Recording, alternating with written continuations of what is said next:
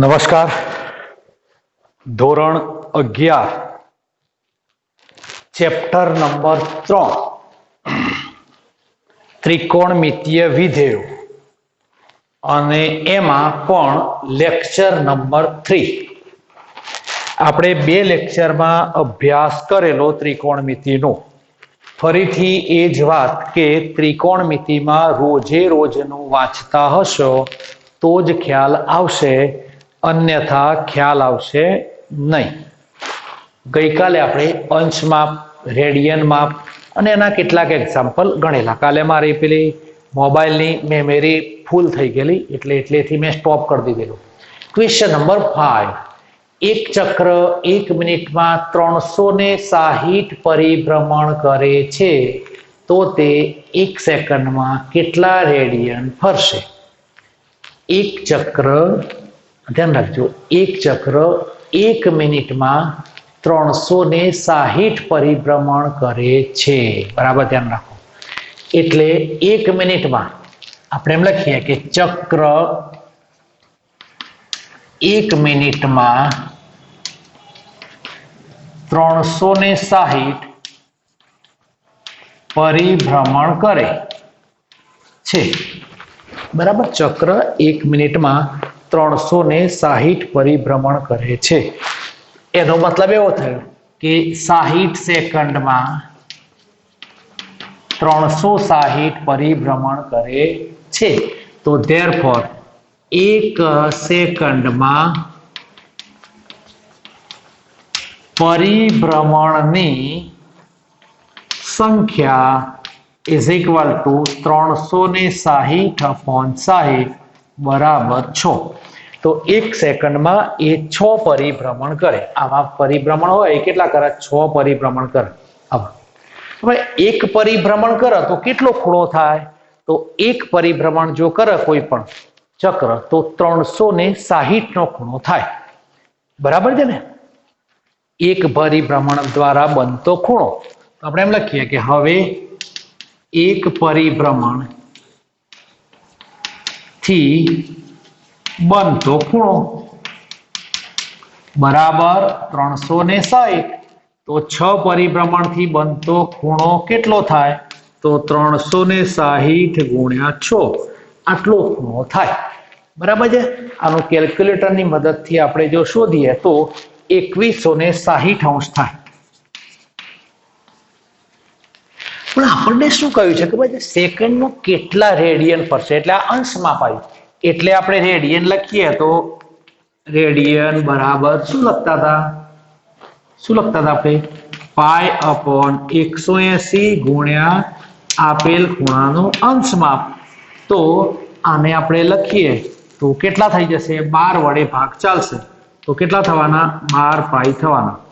અને આના કરતા સીધું આપણે લખીએ તો એ હજુ મેં ચલાવ્યું નથી, થોડું ઘણું ચલાવેલું, પણ એક પરિભ્રમણ થાય એટલે પાઈ અંતર થવાનું, આ 2 પાઈ થવાનું. એટલે 6 પરિભ્રમણની અંદર 6 × 2 પાઈ is equal to 12 પાઈ સીધું થાય. બરાબર છે? બીજો એક ક્વેશ્ચન. 2 વર્તુળો તમને આપેલા છે. બરાબર છે? 2 વર્તુળો આપેલા છે. આ 2 વર્તુળોમાં તમને ચાપ કેવી છે એમની? કેન્દ્ર આગળ 60 માપના સમાન લંબાઈની ચાપ છે. એટલે ધારો કે 2 વર્તુળો આમાં આપેલા થવા. આ બંનેની ત્રિજ્યાઓ જુદી જુદી છે. એટલે એક વર્તુળ નાનું દોરું છું અને એક મોટું વર્તુળ દોરું છું. બરાબર? આવા 2 વર્તુળો મેં દોર્યા. 2 વર્તુળોમાં અહીં એનું કેન્દ્ર હશે, અહીં પણ કેન્દ્ર હશે. આપણે એવું વિચારીએ કે આ જે આપેલું છે ને 2 વર્તુળો સમાન લંબાઈની ચાપ બનાવે છે અને કેન્દ્ર આગળ 60 નો ખૂણો બનાવે. તો એક લખ્યું આપણે. આ ચાપ છે ને, ચાપ એ બંનેની સરખી છે. જુઓ, અહીંથી આમ અને અહીંથી આમ લખીએ તો આ જે ચાપ છે એ બંને માટે સરખી છે. આ ચાપને આપણે L જ કહીશું ને આ ચાપને પણ L જ કહીશું. આ વર્તુળની ત્રિજ્યાને હું કહું R1 અને આ વર્તુળની ત્રિજ્યાને કહું R2. આ ખૂણો કેટલો બનાવે છે? તો કે 60 ખૂણો બનાવે. અને આ ખૂણો કેટલો બનાવે છે? 75 ખૂણો બનાવે. તો આપણે ત્રિજ્યાઓનો ગુણોત્તર શોધવો છે. ત્રિજ્યાઓનો ગુણોત્તર એટલે કે R1/R2 અથવા r2/r1 આ બંને આપણે શોધવાના છે. હવે આને જો આપણે શોધવા હોય તો આપણે કેવી રીતે શોધી શકીએ?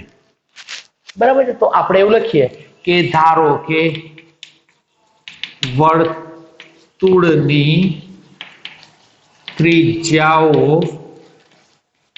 r1 અને r2 છે. એમાં θ1 તમને આપેલો છે તથા ચાપની લંબાઈ l છે. બરાબર. તો θ1 તમને આપેલો કેટલો આપેલો છે? 60. અને θ2 કેટલો આપેલો છે? તો કે 75 આપેલો છે.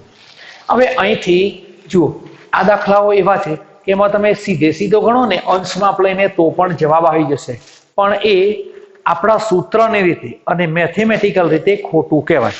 કેમ કે આપણે જે સૂત્ર લખતા θ L/r એ આખું માપ જે હતું ને એ રેડિયન માપ હતું. એટલે આ ખૂણાનું જે અંશમાપ છે એ અંશમાપ ચાલશે નહીં, એટલે એને રેડિયનમાં રૂપાંતર કરવું પડે. રેડિયનમાં રૂપાંતર કરતા આવડે તો ઠીક, ના આવડે તો આપણે આમ લખવાનું π/180 × 60 એટલે કેટલા થઈ જવાના? π/3 થવાના. અને આ કેટલા થવાના? π/180 × 75 થવાના. બરાબર છે. આવા 75 તમે લખો એટલે તમે એનું સાદુરૂપ આપો તો તમને કેટલા મળશે? 75 માં 15 ભાગ ચાલો, 15π/36. કેમ કે આ કેટલા થવાના? 15 × 5 અને આ થવાના 36 × 5. બંને નીકળી જશે. તો આ રીતે તમને θ1 અને θ2 મળ્યું. હવે આના પરથી આપણે આવું કહી શકીએ, આપણે સૂત્ર આપણું હતું, હવે સૂત્રને હું લખું કે θ1 = L/r1. L તો સરખા છે એટલે લખવાની જરૂર નથી. તથા θ2 = L/r2. તો આ બંને પરથી આપણે આમ લખી શકીએ L = θ1r1 તથા L = θ2r2. બરાબર. આવું આપણે લખી શકીએ. આ L બંને સરખા છે એટલે લખાય આમ θ1r1 = θ2r2. હવે આમાંથી r1/r2 આપણે શોધવા, એટલે r1/r2 = θ2/θ1. તો θ2 ની કિંમત કેટલી હતી? તો 15π/36 અને નીચે π/6 π/3 હતું. તો = 15π/36 3 અને π આ બંને અહીંથી નીકળી જશે. અહીં કેટલા થવાના? તો 12 થવાના. પાછા કેટલા થવાના? 5 × 3 અને 4 × 3. તો જવાબ કેટલો આવ્યો? 5/4. તો r1 અને r2 એ બંનેનો ગુણોત્તર કેટલો થયો? 5:4. હવે આમ તમે જો સીધું લખ્યું હશે ને, ધારો કે 75, આ θ કેટલો હતો? θ2 75 હતો. તો 75 ભાગ્યા તમે લખ્યા હોત 60 તો પણ જવાબ તો આટલો જ આવતો હતો. પણ એ રીતે લખાય નહીં. જો MCQ માં પૂછાય તો સીધું કરી દેવાનું. કેટલું કરી દેવાનું? 75 ભાગ્યા r1/r2 તમે લખો ને તો અહીં θ2/θ1 લખી દેવાનું આટલા. અને અહીં 75 ભાગ્યા 60 લખો એટલે તમારો જવાબ તમને મળી જશે. બરાબર છે. ઓકે. આના જેવો જ બીજો એક દાખલો આપણે લખીએ છીએ. હવે આવો નંબર 7. નંબર 7 માં તમારે ગણવાનું છે homework. Question number 7. Question number 7 અહીં લખું છું 65 અને આ લખું છું 110. તો તેમની વચ્ચેનો ખૂણો તમારે શોધવાનો. ત્રિજ્યાનો ગુણોત્તર શોધવાનો. આ જ દાખલો હોમવર્કમાં ગણો. સ્વપ્રયત્ન. બરાબર છે. આને આપણે ગણવાનું છે. અને આને તમે ગણો ને 65 અને 110 ગણો એટલે તમારો જવાબ આટલો જવાબ આવશે 22/13 એવો જવાબ આવશે. આન્સર આટલો આવશે. આવશે ને? તો તમે ગણી નાખજો. હવે ક્વેશ્ચન નંબર 8 ની વાત આપણે કરીએ. બરાબર? Question number 8.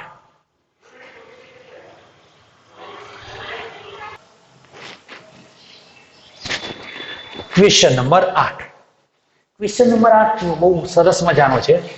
ઘડિયાળનો મિનિટ કાંટો 1.5 સેન્ટીમીટર લાંબો છે, તો 40 મિનિટમાં કાંટાએ કાપેલ અંતર શોધો. એટલે ઘડિયાળનો કાંટો છે ને, ઘડિયાળ આમ હોય ધારો કે, તો આ ઘડિયાળનો મિનિટ કાંટો, આ મિનિટ કાંટો છે, આ લાંબુ, અને એને આપણે ત્રિજ્યા તરીકે લેવા પડે. તમે એવું ના કહેતા કે મારા ઘડિયાળનો કાંટો એકદમ ગોળ રાઉન્ડ છે ને અડકી નથી જતું, પણ આપણે એવું સ્વીકારવું પડે. એટલે ઘડિયાળનો જે મિનિટ કાંટો છે એને આપણે ત્રિજ્યા તરીકે લઈશું. એટલે આપણે આવું લખીએ, જુઓ અહીં r બરાબર 1.5 સેન્ટીમીટર. હવે એને 40 મિનિટમાં આ કાંટો અહીં છે ધારો કે સ્થિર, 40 મિનિટમાં એ ધારો કે આટલે આવતો હોય આટલે, તો એને કાપેલું અંતર, આ અંતર એટલે L તમારે શોધવાનું છે. બરાબર છે ને? આ L શોધવાનું. L શોધવા માટે તમારે ખૂણો ખબર હોવો જોઈએ. તો આપણે 40 મિનિટ એટલે કેટલું પરિભ્રમણ કહેવાય? જુઓ 60 મિનિટ એટલે એક પરિભ્રમણ કહેવાય. તો ધેરફોર 40 મિનિટ એટલે કેટલું પરિભ્રમણ કહેવાય? તો 40/60 બરાબર કેટલા કહેવાય? 2/3 પરિભ્રમણ કહેવાય. બરાબર છે ને? હવે એક પરિભ્રમણ કરે તો કેટલો ખૂણો થાય છે? તો કે 360. આપણે એમ લખીએ, એક પરિભ્રમણ બરાબર 360°. તો 2/3 પરિભ્રમણ એટલે કેટલા ખૂણો થાય? તો આપણે લખી શું શકીએ કે 2/360 ગુણ્યા 2/3. તો કેટલો ખૂણો થવાનો? 240°નો ખૂણો થાય. બરાબર? 240°નો જે ખૂણો થાય ને, પણ આ ખૂણો છે ને એ વ્યાજબી નથી. આ ખૂણો માપ છે કયું માપ છે? અંશ માપ. એટલે આપણે એને રેડિયનમાં લખવું પડે.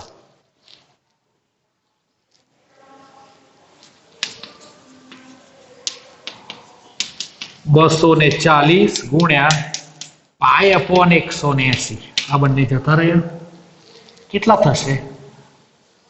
6 ગુણ્યા 3 ને 6 ગુણ્યા 4, તો 4π/3 ખૂણો થાય. હવે તમને ખૂણો મળી ગયો, પછી ત્રિજ્યા આપેલી હતી. આપણી જોડે સૂત્ર હતું. કયું સૂત્ર હતું? θ is equal to L/R. તો therefore અહીં લખીએ કે આપણે L is equal to R theta થાય. તો R is equal to કેટલા હતા? તો 1.5 into 4π/3. તો is equal to 1.5 into 4/3.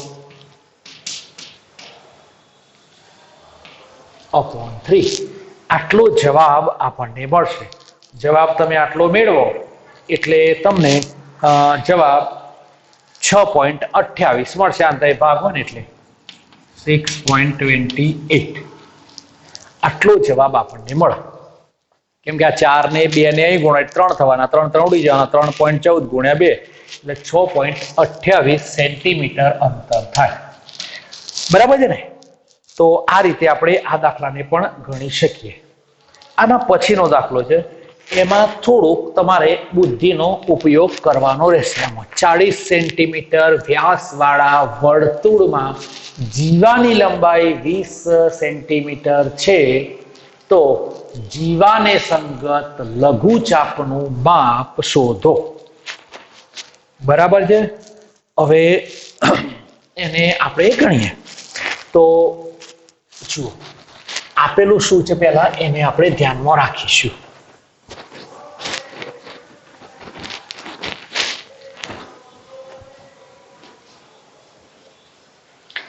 સૌ પ્રથમ આપણને એક આપેલું છે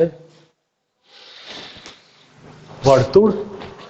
આપણે જોઈએ એને જુઓ 40 સેન્ટીમીટર વ્યાસ વાળું એક વર્તુળ આપેલું તમને 40 સેન્ટીમીટર વ્યાસ વાળું એક વર્તુળ આપેલું છે.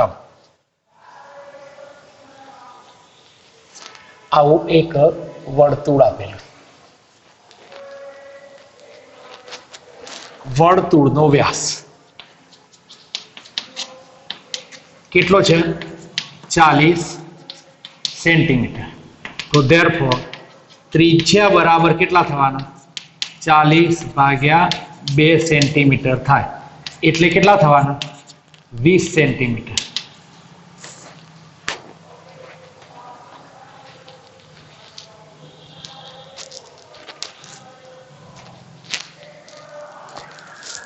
હવે તમને શું આપેલું છે 40 સેન્ટીમીટર વ્યાસ વાળા વર્તુળમાં જીવાની લંબાઈ આવી એક જીવા છે. જીવા તો ખબર છે ને તમને જીવા કોને કહેવાય? આ જીવા. આ જીવા ધારો કે હું AB લખે અને એ કેટલી છે 20. આટલેથી આટલે સુધીનું જે ભાગ થવાનું એ ત્રિજ્યા થવાની એ કેટલી આપેલી હતી 20. તો અહીંથી આ પણ કેટલું થવાનું તો કે 20. તો આ તો બધું કેવું થઈ ગયું 20. હા 20 થઈ ગયું તે ત્રિકોણ કેવો થયો તો કે સમબાજુ ત્રિકોણ થયો. હવે સમબાજુ ત્રિકોણ હોય તેનો ખૂણો કેટલો થવાનો તો ધેરફોર આ 20 થયું ત્રિજ્યા વ્યાસ એટલે ત્રિજ્યા થઈ ચાપની લંબાઈ લઘુ ચાપ એવું આપેલું છે ને જીવાની લંબાઈ બરાબર 20 સેન્ટીમીટર. ધેરફોર આકૃતિ પરથી ત્રિકોણ OAB સમબાજુ ત્રિકોણ થશે અને સમબાજુ ત્રિકોણ થાય માટે થીટા બરાબર 60 અંશ થાય. બરાબર સમબાજુ ત્રિકોણના બધા ખૂણા સરખા હોય અને 60 હોય તો 60 પાછા કેટલા થાય 60 એટલે યાદ રાખવાનું π/3 એટલે તમને થીટા બરાબર π/3 મળ્યું. તમને r પણ આપેલા છે કેટલા 20 આપેલા છે તો તમે આ ચાપની લંબાઈને સરળતાથી હવે શોધી શકશો. તો L = theta = L/r and therefore L = r theta. r કેટલા હતા તો કે 20 હતા. થીટા કેટલા હતા તો π/3 હતા. તો કેટલા થયા તો 20π/3 સેન્ટીમીટર થયો. હવે અહીં પાઈની જગ્યાએ 22/7 લખવા એવું જરૂરી નથી. લખો તો પણ ચાલે અને ના લખો તો પણ ચાલે. બીજો એક ક્વેશ્ચન લખીએ છીએ આપણે. ક્વેશ્ચન નંબર 10 આયા.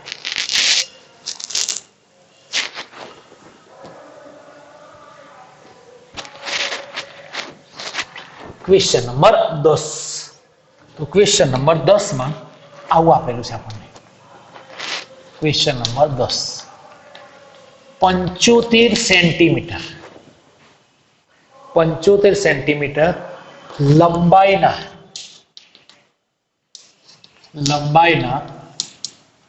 લોલક 75 સેન્ટીમીટર લંબાઈના લોલકનું અંત્યબિંદુ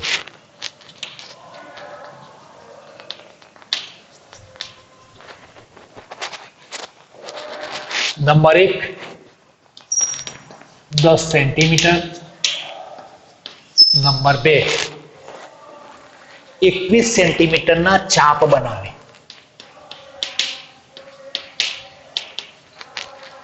21 સેન્ટીમીટરના ચાપ બનાવે તો તેણે કેન્દ્ર આગળ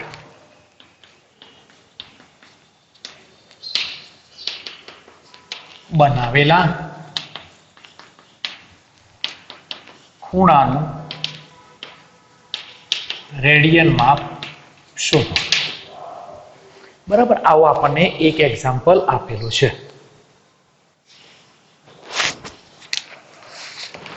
હવે એને તમે વિચારો તો કેવી રીતે થાય.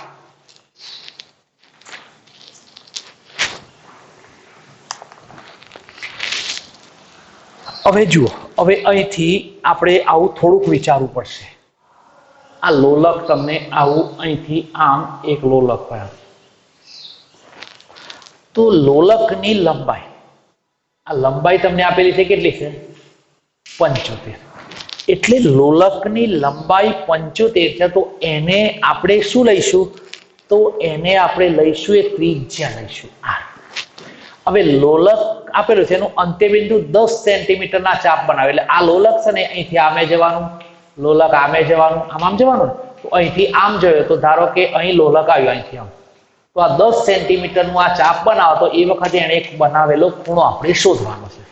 અને લોલક ધારો કે 21 સેન્ટીમીટર અહીં બનાવો અહીં, તો એનાથી બનતો ખૂણો આપણે આ પણ શોધવાનો છે. એટલે આપણે જે લોલકની લંબાઈ આપી છે ને, એ લોલકની લંબાઈને આપણે અહીં ત્રિજ્યા લઈશું. અહીં લોલકની લંબાઈ એના બરાબર ત્રિજ્યા બરાબર r બરાબર 75 સેન્ટીમીટર કહીએ. હવે નંબર 1 લઈએ, બરાબર છે. હવે નંબર 1 માં અંત્યબિંદુ 10 સેન્ટીમીટરના ચાપ બનાવે, તો અહીં નંબર 1 માં l બરાબર 10 સેન્ટીમીટર. તો આપણે કોને શોધવો છે? થીટાને. તો થીટા ઇઝ ઇક્વલ ટુ કેટલા થવાના? થીટા ઇઝ ઇક્વલ ટુ તો l અપોન r. l કેટલા હતા? 10. r કેટલા હતા? 75. કેટલા થવાના? કેટલા થવાના? અહીંથી ઉડી જવાના, તો 2/15. તો 2/15 આપણને રેડિયન માપ મળશે. તમને જો અંશ માપ કહ્યું હોય તો પાછું કેટલું લખવું પડે? 180/π, પાઈની જગ્યાએ 22/97 અને એ લખી અને આપણે દાખલાને ગણી શકીએ. એટલે આને પણ આપણે ધ્યાન રાખવાનું. પછી નંબર 2. નંબર 2 માં શું આપેલું છે? l is equal to 21 centimetre. તો થીટા આપણે શોધવાના છે. તો આ થીટાને જો આપણે શોધવા હોય તો theta is equal to l upon r. તો 21/75 થાય. 21/75 એટલે 7/15 રેડિયન થાય. આ રેડિયન તમે ના લખો તો પણ આનો મીનિંગ તો શું થાય છે કે ભાઈ રેડિયન જ થવાનું છે. એટલે રેડિયનને લખવું એવું જરૂરી નથી હોતું, બરાબર છે. આગળ લખીએ.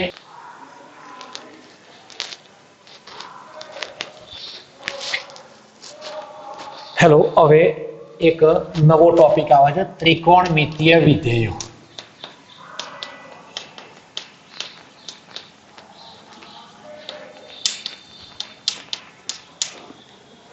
હવે લગભગ 2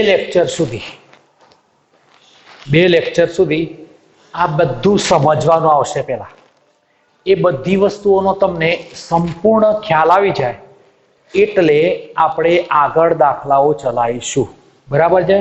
એટલે ખૂબ શાંતિથી સમજવાનું છે. હું પણ ખૂબ ધીમેથી જ ચલાવવાનો છું. આ બધા કોન્સેપ્ટ એ ક્લિયર થઈ જાય તો ત્રિકોણમિતિ આવડી જશે. આપણે આવું એક એકમ વર્તુળ દોરતા હતા, આવું આપણે એકમ વર્તુળ દોરતા હતા.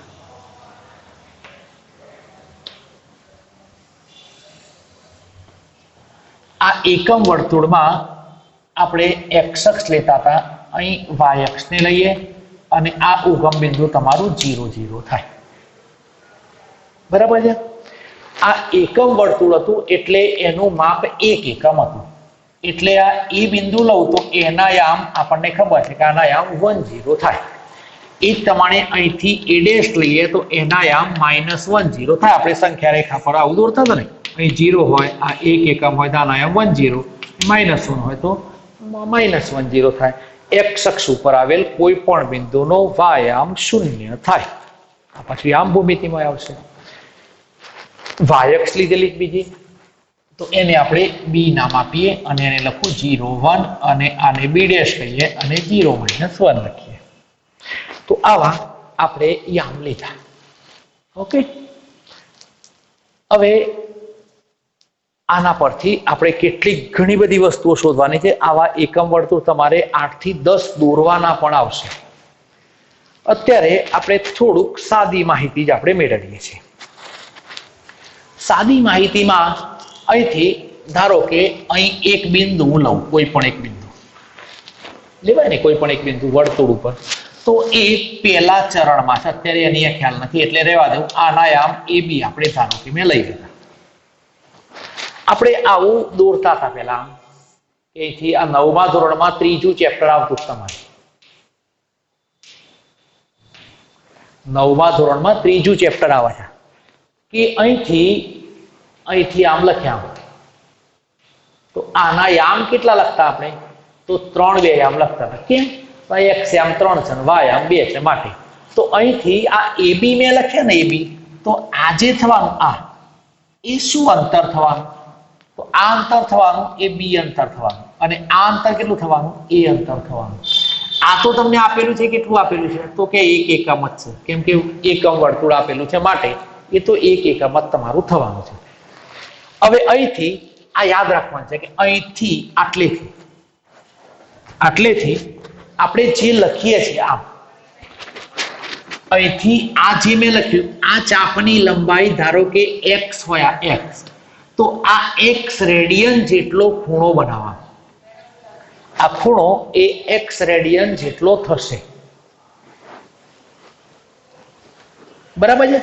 એટલે હવે આટલેથી આપણે 10મા ધોરણમાં ત્રિકોણમિતીય વિધેયો શીખતા હતા. એમાં કાટકોણ ત્રિકોણ આવતો હતો. કાટકોણ ત્રિકોણમાં sin θ બરાબર આપણે શું લખતા હતા? sin θ બરાબર, તો આપણે sin θ બરાબર એમ લખતા કે ભાઈ સામેની બાજુ ભાગ્યા કર્ણ. પણ સામેની બાજુ કઈ? તો ગમે તે નથી લેવાની સામેની બાજુ. તમારો જે સંગત ખૂણો, અહીં ધારો કે x ખૂણો છે, એના સાપેક્ષે સામેની બાજુ એ sin કહેવાય. એના સાપેક્ષે જે હોય ને બાજુ સામેની, એને સામેની બાજુ લેવાની. ગમે તેમ છે, આ ખૂણાને આધારે ના લેવાય, કેમ કે આપણે આ ખૂણો લીધો છે એટલે એને સંગત આપણે લઈએ તો અહીંથી sin x કહીએ. આ ખૂણો x હતો એટલે, તો સામેની બાજુ ધારો કે આને હું PM કહું, તો sin x બરાબર શું લખીએ? સામેની બાજુ ભાગ્યા કર્ણ, આવું આપણે કહેતા હતા. અને cos x બરાબર શું કહેતા હતા? તો પાસેની બાજુ ભાગ્યા કર્ણ. આ બધું જો ધીમે ધીમે શીખવું પડશે, એક સાથે બધું નહીં ભણાય. તો સામેની બાજુ કઈ હતી? તો કે B હતી. કર્ણ કેટલો હતો? 1 હતો. તો sin x બરાબર કેટલો થયો? તો B થયો. અને અહીંથી પાસેની બાજુ કેટલી હતી? તો 1 A હતી. અહીં કેટલા થયા? 1 થયા. તો cos x બરાબર કેટલા થયા? તો cos x બરાબર A થયા. આનો મતલબ એવો થયો કે તમે જે PAB બિંદુ લીધું છે, AB માં A બરાબર cos x અને B બરાબર sin x થયા. એટલે આપણે યાદ આવું રાખવાનું છે કે x અક્ષ ઉપર આવેલ કોઈ પણ બિંદુનો એકમ વર્તુળ પર આવેલ કોઈ પણ બિંદુનો, આને યાદ રાખવાનું છે, એકમ વર્તુળ પરના કોઈ પણ બિંદુનો xયામ ઇઝ ઇક્વલ ટુ cos અને yયામ ઇઝ ઇક્વલ ટુ sin થાય. આ યાદ રાખવાનું છે કે x અક્ષ ઉપર આવેલ કોઈ પણ બિંદુ હોય એનો xયામ એ cos જ છે અને yયામ એ sin જ છે. આ બધું લખવાનું છે આપણે. હવે આપણે આવું લખતા હતા કે આ કાટકોણ ત્રિકોણ તમે લખ્યા, આ કાટકોણ ત્રિકોણ. તો કાટકોણ ત્રિકોણનું સૂત્ર શું હતું? તો ભાઈ કર્ણનો વર્ગ બાકીની બે બાજુના વર્ગના સરવાળા જેટલો થાય. એટલે આપણે આમ કહી શકાય કે આકૃતિ પરથી કહેવાય શું? a² + b² = 1 કહેવાય. હવે x બરાબર a બરાબર કેટલા હતા? તો a બરાબર તો cos હતા, તો આપણે લખ્યા cos x² + sin x² એના બરાબર 1 થાય. તો આના પરથી કહેવાય શું? તો કે cos² x + sin² એના બરાબર 1 થયું. અને આ તમારું નિત્યસમ, તમે 10મા ધોરણમાં આનો ઉપયોગ કરતા હતા ને? તો નિત્યસમાં આવતું હતું cos square x plus sin square x બરાબર 1, અથવા એને એમ કહેવાય કે cos square theta plus sin square theta બરાબર 1, અથવા એને એમ પણ કહેવાય કે cos square alpha plus sin square alpha બરાબર 1. ગમે તે તમે લખી શકો. હવે આ જે આપેલું છે એને હું cos વડે ભાગું બધાને.